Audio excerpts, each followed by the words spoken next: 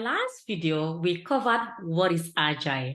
Basically, we've covered the foundation of doing Agile, which is answering the question about what is Agile and how we all can help develop the Agile mindset. On today's video, my goal is to cover one way of doing Agile, right? Which is going to be Scrum. So our topic for today is to answer what is Scrum and also cover some key points from the Scrum guide on what is Scrum is all about.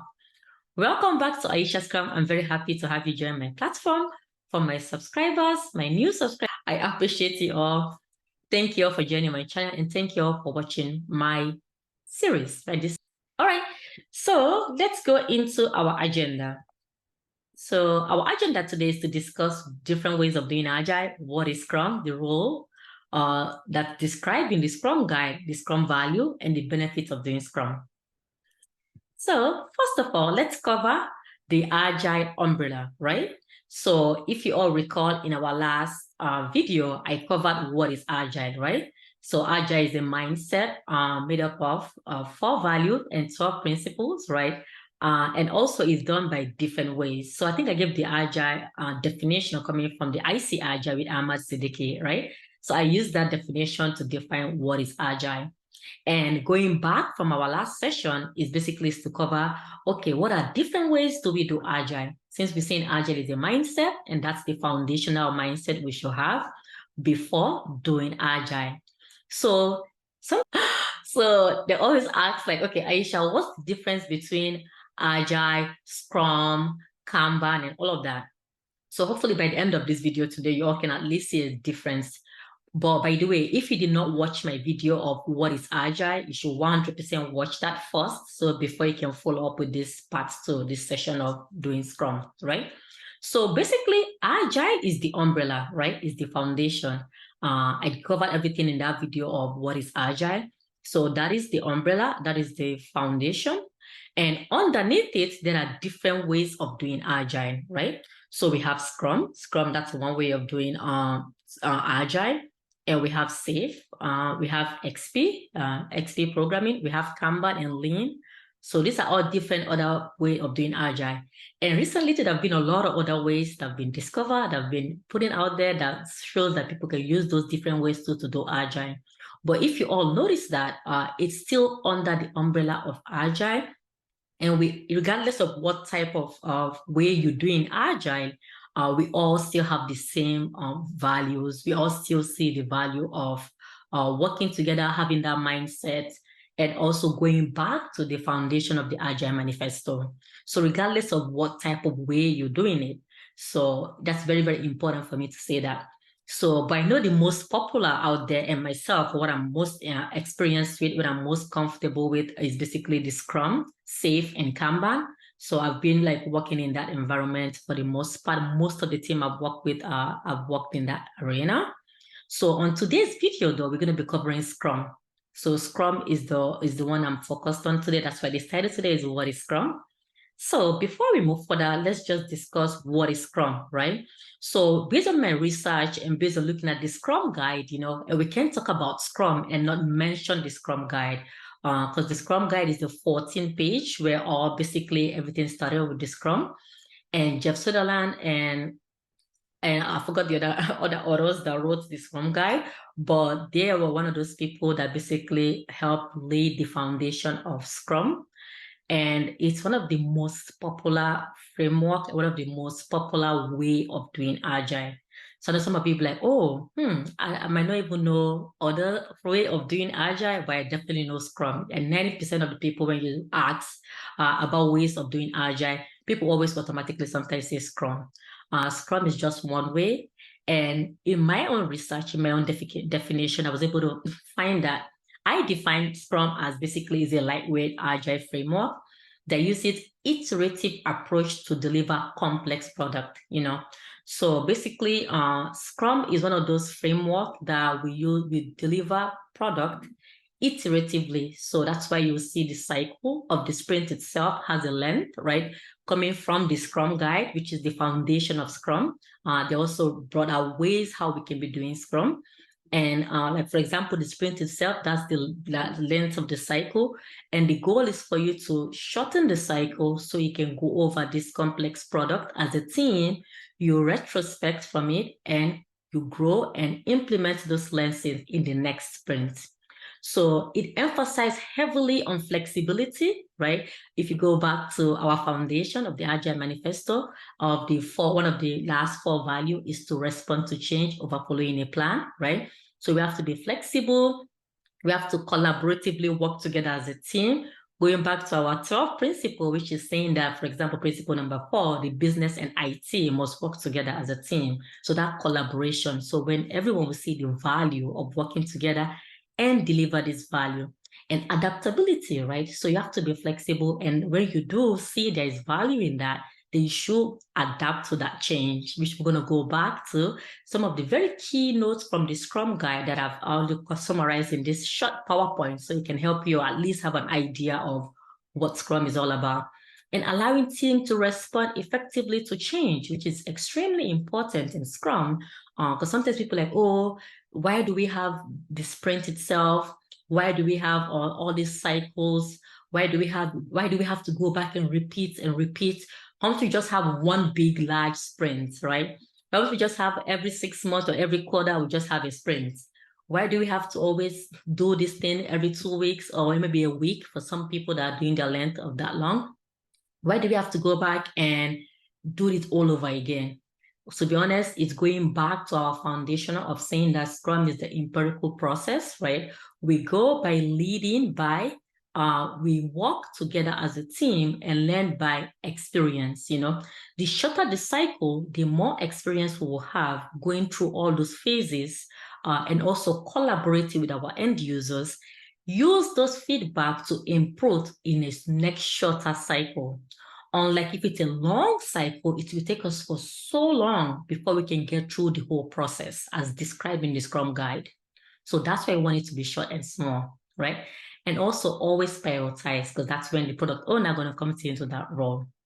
So that's just the detailed example I'm just giving on what is Scrum and what, based on my experience, what I think Scrum is all about. All right, so let's move to the next slide. So now I was able to basically summarize these key points coming from the Scrum Guide. So my source for this slide is 100% from the Scrum Guide. So I just wanted to group things together in here just to make it simple and easy. And I use this PowerPoint a lot so at work if I want to explain about Scrum. I'm very heavy with making things minimal with wording and more of a pictures and everything just to captivate the listener or the student, So I came up with these 5 pillars, not 5 pillars. We all know that there is 3 pillars of Scrum.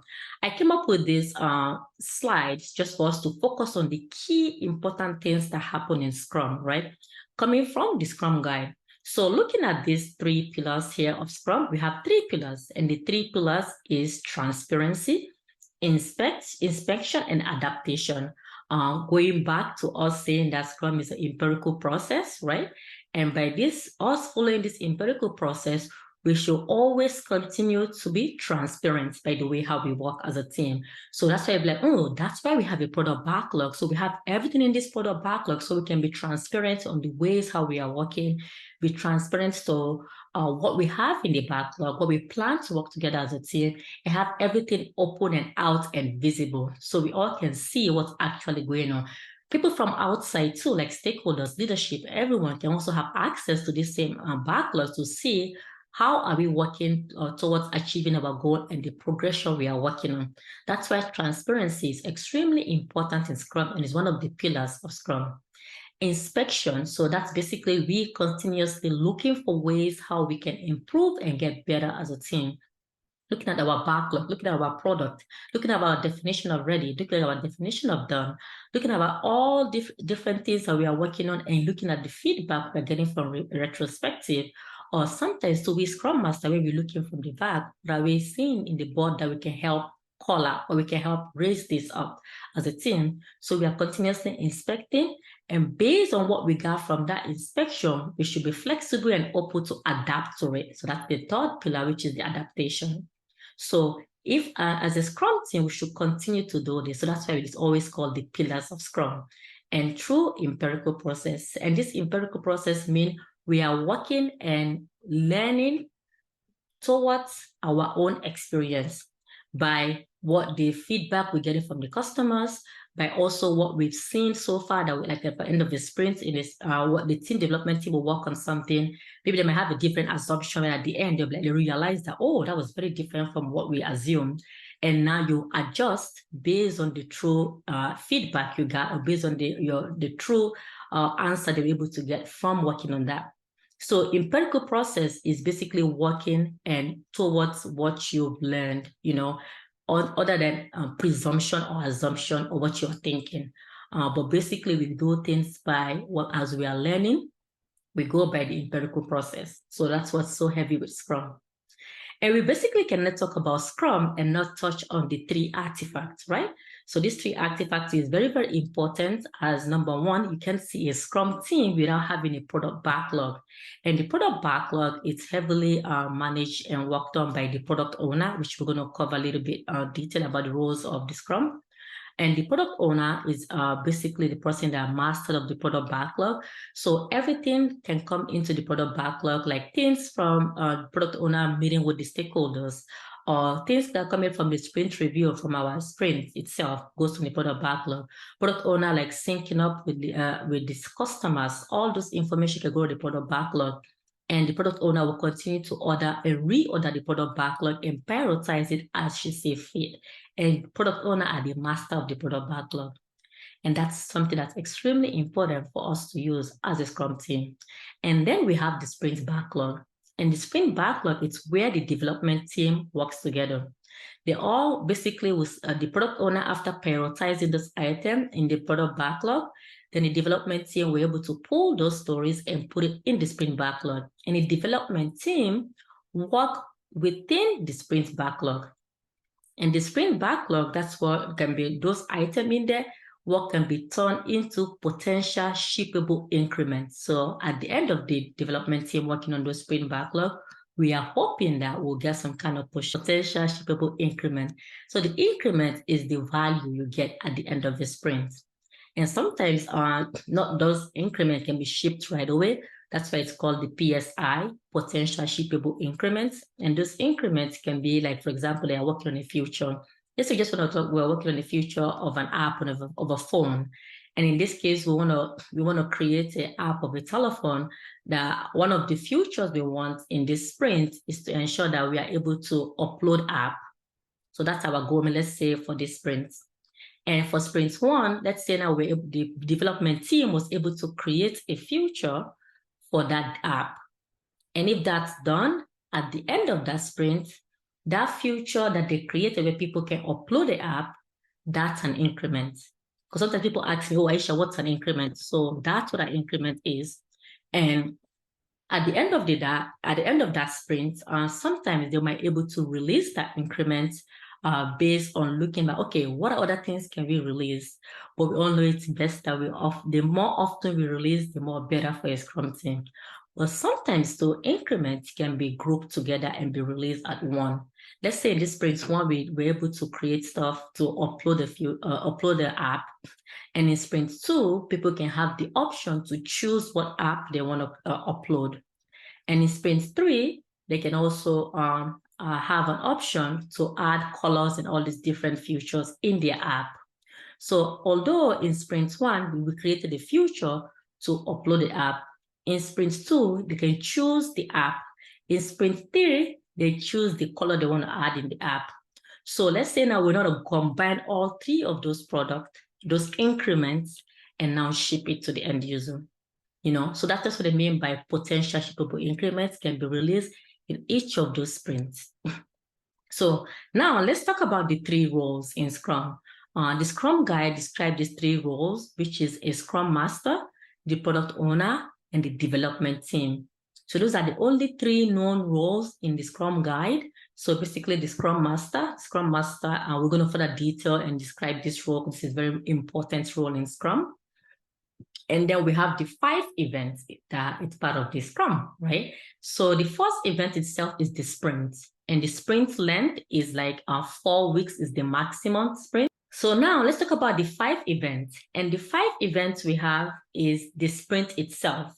So the sprint itself is the body that holds everything else inside the sprints, right? Which we're going to be covering: the sprint planning, the Scrum review, and retrospective. So without a sprint, which is the body, without a sprint, we basically cannot have all those Scrum events.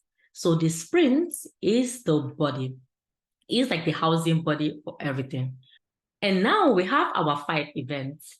And our 5 events, we have the sprint itself. And the sprint, one of the 5 events is the sprint.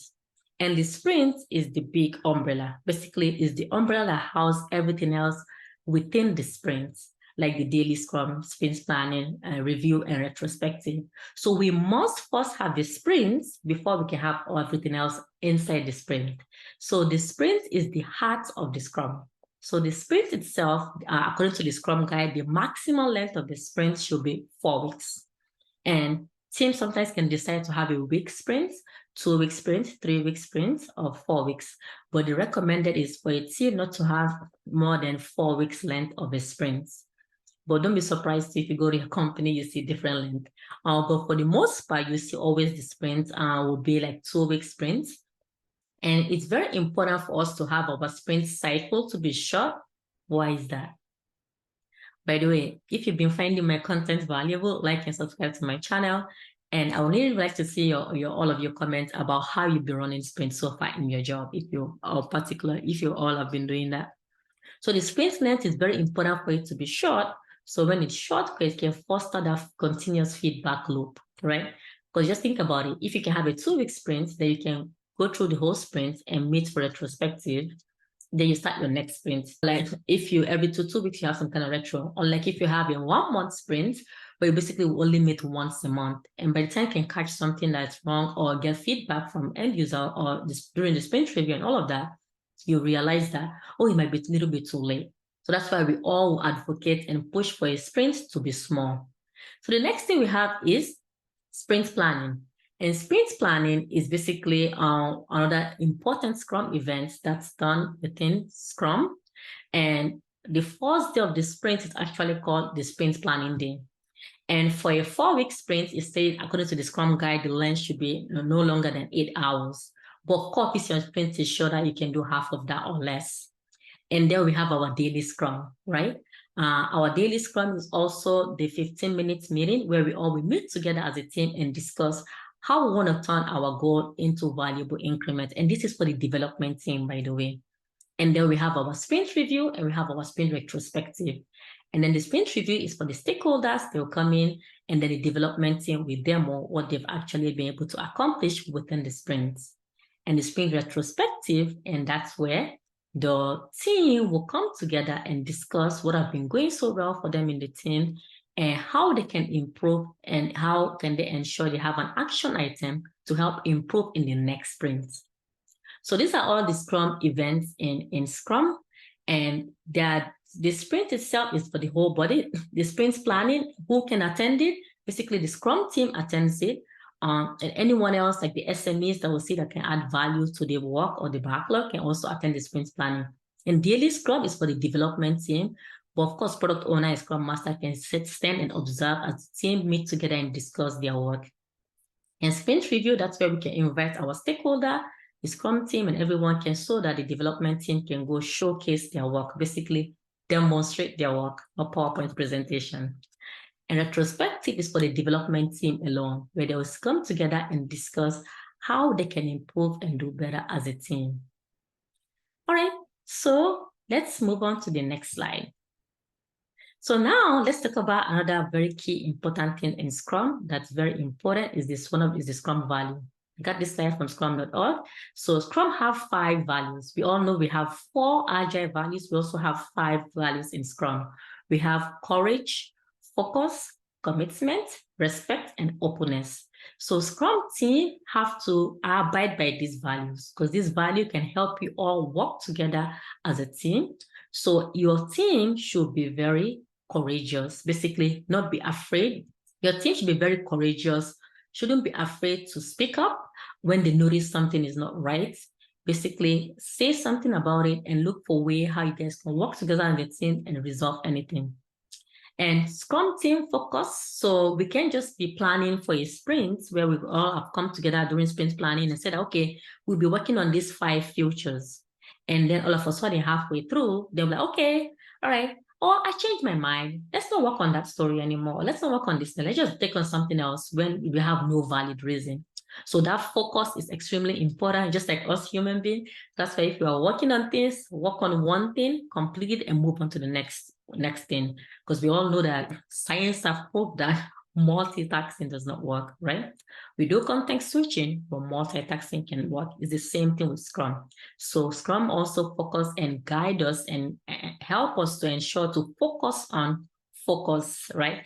Everyone focus on the work of the sprint and the goal of the Scrum team. So the sprint itself is very important. So the team, for example, in this case, will be focusing on working on the item in the sprint backlog. So commitment. So people personally commit to achieving the goal in the Scrum. So basically, if they have a goal set up for a particular sprint, the team should work together collaboratively to try to at least meet that commitment. But of course, sometimes you'll plan and things can happen and you can drift away from that, but it's for them to be committed. And next is respect. So the Scrum team and everyone at all times should respect each other. So respect is extremely important in the Scrum values. And also openness, right? So we should open to the stakeholders, we should open to leadership, we should open to anyone. Like if you can meet releases, you can meet what's been planned, like the sprint goal, we should all to come together and be honest and early on have a conversation as a team and be open. So that's the Scrum values. So let's move on to another this very important role that's described. Like I can help you at least differentiate about these 3 important roles in Scrum, right? So first, let's start with the product owner. What are they responsible for? What is the product owner responsible for? So the product owner is responsible to ensure that they help the team and guide them on what, why, and when building the right thing. Basically, what are we building? Why are we building it? And by when can we release this to our stakeholder or to the end users or to the customer, right? So this question, it's where the product owner played and wear their hats, right? Basically ensuring the team are able to build the right thing that's given to them, right? Coming from the product owner, working collaboratively with the end users and the stakeholders, right? To ensure at all times we are questioning, they are helping us to understand what are we building, why are we building it, and by when can they give a roughly estimate when the stakeholder can actually expect this increment, right? At all times, they are helping us understand and help the development team know what to build. Build the right thing, helping them ensure that they build the right thing. So now let's talk about the development team. So according to the Scrum guide, it's only the development team can turn a what and why to how to build it, right? They are the one ensuring that build the right thing. Basically, the development team, their role and responsibility is to ensure that they build the right thing coming from the product owner, right? So they focus on how to build it. So it's only the development team that basically do the how part of building this particular product. This product owner can always come with what to build and why they want this build, but the development team are the one basically building it. And they would use their own skill set and collaborate amongst themselves, work cross-functionally together as a team, and then build that right thing. So they focus on the how, and it's only them that can basically do how. Even us cannot tell them how to do that. And then we, the Scrum Masters, we are basically our servant leader. I know like sometimes they call us true leaders now, right? So we basically help serve the team to ensure that we build the thing fast and well, to ensure that the development team basically are able to build the thing right on time and also build it right, just enough for the customers and the end user. That's basically just to summarize in case people are wondering, like, how can you at least help bring this together about all these different roles? For people that are actually very, very new to Agile and Scrum, it's important to show this thing for them to see, okay, product owner, they're focused on what to build and why should the team build it. And then the development team basically build it, and they are the one coming up with how to build it. And the Scrum Master ensure that it's built right and fast. So the next thing is just to deep dive on the role of the product owner. So basically, they are the master of the product backlog. It's only a product owner that can even cancel a sprint, like when it's obsolete, right? And this is all going back to the Scrum Guide. And all of these points, actually, I'm taking it all from the Scrum Guide. I just made it summarize it into these slides. But all of these pointers and stuff came heavily from the Scrum Guide. So they basically express what's in the product backlog. They optimize the product backlog. They prioritize and reorder the product backlog, ensure the development team understand what's in the product backlog. They're able to answer questions, right? And also represent the stakeholder by ensuring what their wants or their asks are able to reflect on what's in the product backlog, and ensure that the product backlog itself is visible and transparent and clear to the whole Scrum team. And product owner, they are the ones that can say no, right? They always say that the best product owner, the product owner that can sometimes tell them no, and this is what we should do next based on the future or based on the feedback we've been getting. I'll work collaboratively with you. Then we can all come together and decide what's best on how we can build it, right? And at the end of the sprint, we'll get the feedback, and hopefully the product owner can reorder and order the backlog based on that and also prioritize it. And we Scrum Masters sometimes too can help guide and coach this product owner into this space. This is very important. And then we have the development team. So the development team they collaborate to deliver potential shippable increments. Us, the Scrum Master, we don't tell them how to build. Even the product owner do not tell them how to build. That's coming from the Scrum Guide. They basically are the one that help determine how to do their build, right? So they basically work cross-functionally together, and they have all the skills necessarily needed to basically do their build. And what I mean by this cross-functional is that basically, although it's all called the development team, but under that development team, sometimes you can have UX, UI designer. We can have backend. You can have like basically the quality analyst, system architect. Based on all these different specialties they might have, they still call all of them and group all of them under the development team, regardless of their specific trainings and specific titles. But the Scrum guys still group all of them under the development team. And they must work cross-functionally together and help basically turn this what and why into a potential shippable valuable increment at the end of the sprint. So that's what they mean by them working cross-functionally together, And Scrum Guide actually mentioned against basically creating sub-team in a team, like basically labeling all of these people. We just want them all to see that they all are basically working towards the same goal, and they can share ideas. They can like swarm together and help ensure that we are working towards meeting the same goal. Okay, Scrum recognized no title for development team, so which is already in here, regardless of the work being performed by the person. That's exactly how it's written to in the Scrum Guide. Scrum organized no sub-team, that's already written here. I was already talking from my head, but it's actually all written here. Any development team may specialize in skills and focus on accountability below development team. So they basically can work together, collaborate together and do everything. You can have different skill sets, regardless of the name or title of the skill set. You are all still part of the development team, and the product owner, stakeholder, leadership. Everyone should trust this development team and believe in them, right? That they can actually turn this acts into a potential shippable increment. Going back to our Agile manifesto, saying that we should create an environment for motivated individual, right? That's part of our 12 principles. And this motivated individual is the development team, so that they can feel like they are trusted. They have all the skills necessary and all the equipment and tools needed to basically do their job. So everyone is under the development team. So the next thing we're going to cover is the Scrum Master. So then the Scrum Master is basically, maybe I'm going to do a video and go in detail about the skill set of the Scrum Master, what to look for Scrum Master and all of that. This is just like basically summarizing coming from the Scrum Guide for people that are actually new. That's my focus with this video.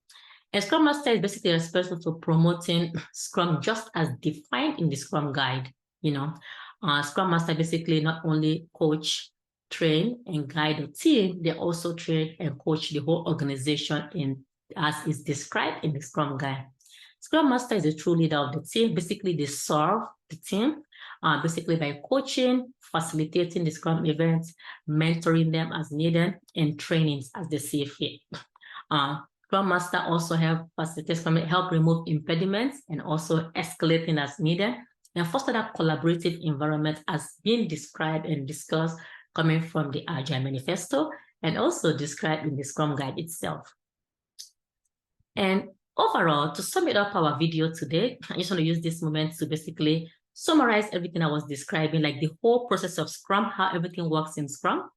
So I found this nice, very nice picture online coming from Scrum Framework, scrum.org. So that's where I got this cycle steps.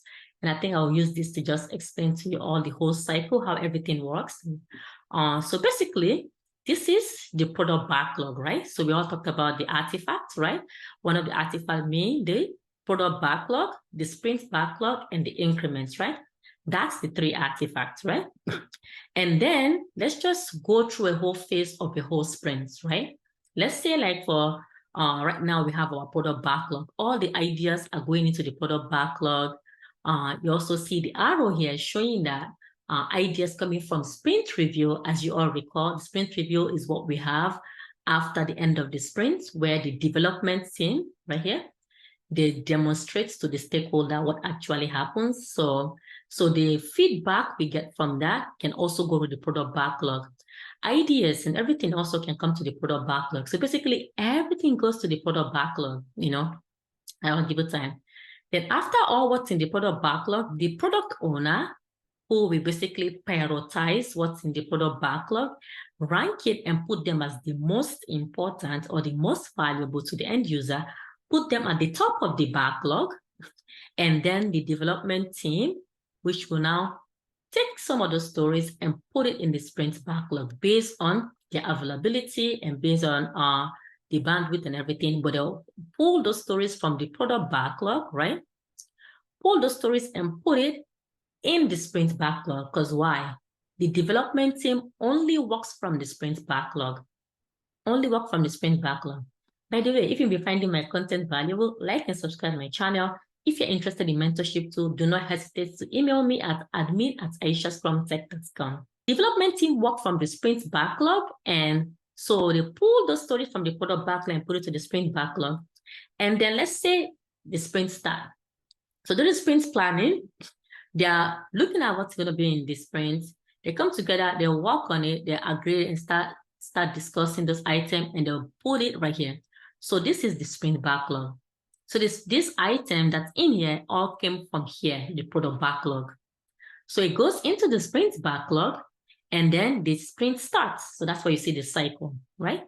So the sprint starts, and you have the development team within it, because they are the runner of the whole sprint itself, right? And then within the sprint, we have our daily scrum, where the team will meet daily for 15 minutes and discuss anything that will help prevent them from meeting their goal, and also escalate issues as they see fit, and also discuss ways how they can help meet their sprint goal. And as this daily scrum is continuous throughout the duration of the sprints, regardless of the length, so that will continue. So at the end of the sprints now, hopefully they have some kind of increment that's been delivered. Then they go to the sprint review, right? So they go to the sprint review, and that's where the development team, these people, they will now present their work to the stakeholder, right? And the stakeholder will now give their feedback, or they will approve it or approve it, or they might say, oh no, this is not what we wanted. They might have to go back and restart everything. And those ideas that was taken from the sprint review will go back to the product backlog. And after the sprint review too, at the end, there might also be some kind of potential shippable increment. So that's the box of, yay, we got something, we win, we had a potential shippable increments. And then you see the arrow. The arrow then comes from here to the retrospective, you see, from here to retrospective. And retrospective, and that's where only the development team will come together and discuss what happened throughout this phase. Throughout this phase, they come here and discuss it as a team. Based on the feedback that comes from that, we also go to the sprint planning. See, the feedback from sprint retrospective will go back to the new sprint planning that's about to start. Basically, the new sprint about to start. So all of this, it's embodied in the sprint, right? Remember, we have the sprint where all of this happens. All of this happens in the sprint itself, which is the maximum length is 4 weeks, right? And then we have the sprint planning. Then after the sprint planning, then we have the daily scrum, which is the third event, right? Then we have the sprint review, which is the fourth event. And then we have retrospective, which is the fifth event. So all of this happened during the sprint, and then we'll get the feedback and put it back to planning, and we continue the cycle. The cycles continue. The cycle continue. Until at the end, hopefully we have enough boxes to now give to the end users. And at the end of each sprint, sometimes we can ship this box away to the customer. Sometimes we might have to wait for 1 or 2 more boxes before we ship it to the customer. So it all depends on how everything is set up. Thank you all very much. I hope this video has been so wonderful and helpful to you all. If so, like and subscribe to my channel. Thank you for watching What is Scrum video with me. See you all again in my next video.